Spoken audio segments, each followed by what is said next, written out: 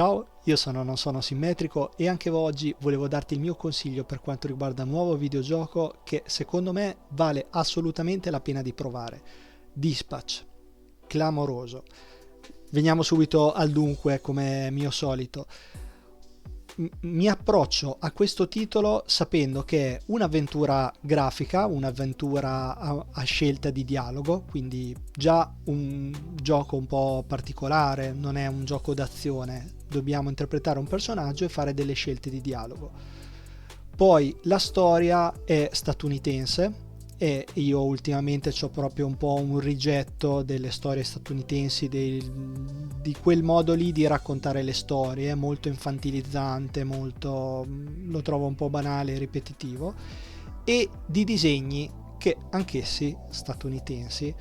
Io sono stato sempre, mi piacciono anche i fumetti americani, quando ero ragazzetto li prendevo, però mi piacciono molto di più i manga o i fumetti coreani. Quindi dici, ma cosa c'è? Allora perché hai provato sto Dispatch? Che la storia sei partito prevenuto, i disegni pure e il gameplay bisogna essere nel mood giusto per giocarlo. Ho visto che era in collaborazione con Critical Role. Se non lo conosci, sono praticamente degli attori che hanno un podcast e dei video anche su YouTube, credo, che giocano di ruolo e sono attori di professione e sono molto bravi.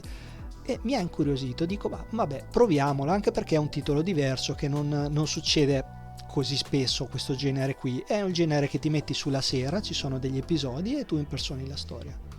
Oh, clamoroso, bellissimo. Guardiamoci insieme il trailer, clamoroso. Faccio partire il trailer ufficiale perché in un gioco così tutto a narrativa, ovviamente il rischio di spoiler è a livelli atomici è altissimo, quindi non voglio farti vedere il mio gameplay per non influenzarti.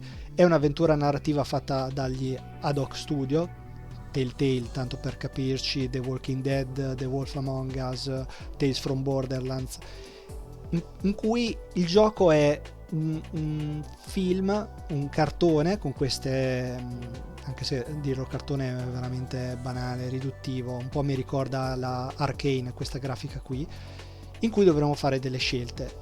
La storia è che siamo il nipote di Iron Man, cioè il nostro nonno ha costruito un robottone con cui sconfiggiamo i cattivi in giro per la città, che viene distrutto. Quindi un po' per risollevarci dei problemi economici, un po' per sbarcare il lunario, ci mettiamo a fare gli operatori di call center, dei call center dei supereroi, ovvero gli assicurati.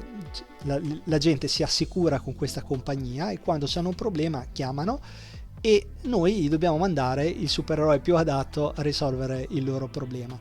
Quindi la struttura, ripetiamo, è puramente narrativa, quindi facciamo scelte e abbiamo delle conseguenze, ma c'è anche questo, chiamiamolo sottogioco. Stoppo un attimo il gameplay così lo capiamo meglio, sto il trailer così lo capiamo meglio. In pratica, che ne so, c'è una rapina in bianca, dobbiamo scegliere nella nostra squadra quale supereroe è più adatto in base a 2 righe di testo che descrivono il problema, quindi non è che siamo troppo aiutati, e in base al supereroe che mandiamo e alle sue caratteristiche riusciremo a risolvere o meno i problemi con delle conseguenze. Questi supereroi che dobbiamo gestire ovviamente sono degli avanzi di galera alla loro ultima spiaggia, quindi li dovremo portare da essere una squadra che fa schifo ad essere una super squadra di supereroi. Quindi ci sono i temi dell'amicizia, i temi dell'amore. Non è un gioco per bambini, quindi se sei un bambino mettilo nella tua lista dei giochi da giocare e se ne riparlerà più avanti, un po' per i temi che tratta, un po' per la crudità di certe scene, che comunque non va mai sopra le righe, però ecco, non è un titolo per bambini.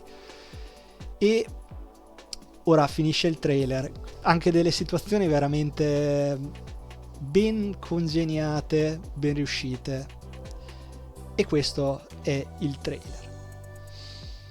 In questo concetto di te lo spiego senza fartelo vedere per non rovinarti l'esperienza, mi sono preso ti voglio far vedere gli extra. C'è la prima parte ovviamente con le statistiche sulle decisioni prese, ti dicono quanti giocatori hanno preso le nostre decisioni, e poi ci sono tipo anche dei fumetti simpatici, anche quelli lì, e degli extra che fanno vedere dei bozzetti dello storyboard, delle artwork.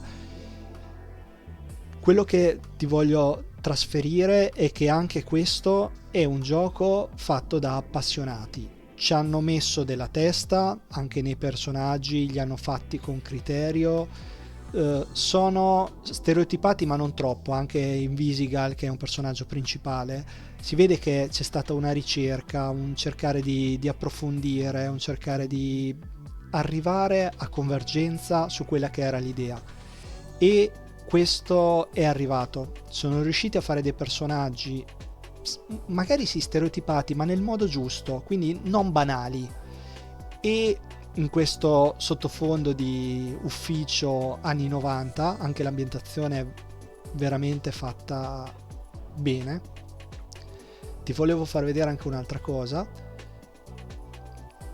C'è Karlach, ma non Karlach, adesso appena la vedi si chiama Malevola, eccola qua, e anche questo sì è Karlach, ma non è Karlach, è Karlach vestita da pubblicità della Pepsi, Coca-Cola, non mi ricordo, anni 80-90. Volevo farti vedere questa cosa. Perché dico che non mi piacciono le storie statunitensi? Perché spesso il cane abbaia e c'è il personaggio che ti deve dire ah, il cane sta abbaiando, no? Come se fossimo tutti dei bambini di 5 anni, tutti dei cretini. Invece sono riusciti in questo gioco, in maniera fatta come Dio comanda, ad avere un visual storytelling, cioè a raccontare la storia attraverso le immagini, attraverso quello che vedi sullo schermo, e quindi viene una storia adulta e ben riuscita. Un'altra cosa che in questi casi potrebbe essere un problema, sono 8 episodi, diviso in episodio. Il primo episodio dico ah bellissimo, il secondo ah clamoroso, ma inizia subito nella mia testa, che già era piena di pregiudizi, se vogliamo così dire. Sì, ma mica riescono a tenere questo ritmo fino alla fine.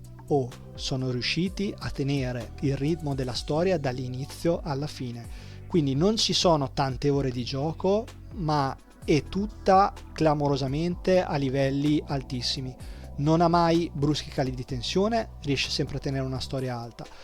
Non ha le 2000 scelte, le 1000 milioni di migliaia di pagine di scenografia, di storyboard di altri giochi tipo Baldur's Gate 3, o non ha tutte le diramazioni di Detroit Become Human, ma chi se ne frega, perché anche se avesse solo 2 finali, se sono 2 fatti bene ed è una storia che ti godi dall'inizio alla fine, va bene. Ci sono 5-6 finali, adesso non ricordo di preciso, ma non è importante, perché è una storia che te la vivi bene.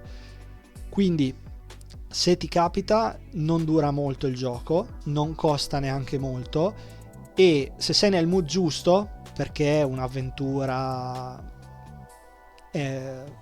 a dialoghi così, ovviamente non è uno sparatutto, se hai voglia di muoverti, se hai voglia di scaricare, non è quello il gioco, ma quando sei lì che vuoi guardarti una serie, mettiti su questo, che probabilmente è meglio.